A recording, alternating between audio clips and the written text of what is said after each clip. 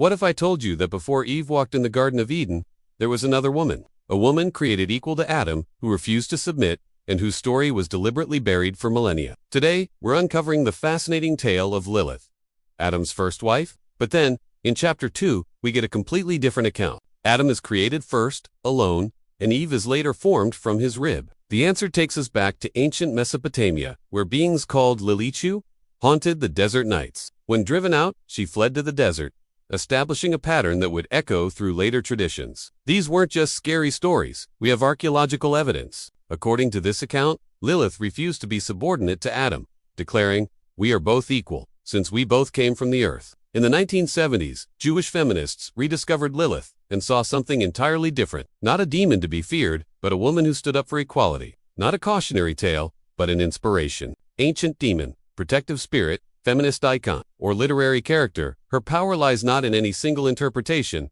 but in her refusal to be silenced. In a world still grappling with these issues, perhaps that's why her story refuses to stay buried. Let me know in the comments below, and don't forget to subscribe for more hidden stories from our ancient past. Clay tablets, protective amulets, and detailed descriptions spanning millennia. After all, history is written by the victors. And in this case, the victors were those who preferred the more submissive Eve narrative. This isn't just ancient mythology, it's a story that spans 5,000 years, from the mysterious demons of Mesopotamia to modern feminist movements. The first passage must be talking about a different woman entirely. A woman created equal to Adam, from the same earth. A woman named Lilith. God sent 3 angels to bring her back, but she chose exile over submission, even accepting that 100 of her children would die daily rather than return to an unequal marriage. And it all starts with a contradiction hidden in plain sight. Right in the first chapters of Genesis. In Genesis chapter 1, we read that God created mankind in his image, male and female, he created them, suggesting simultaneous creation. For ancient readers, this wasn't just a minor inconsistency, it was a puzzle that demanded explanation.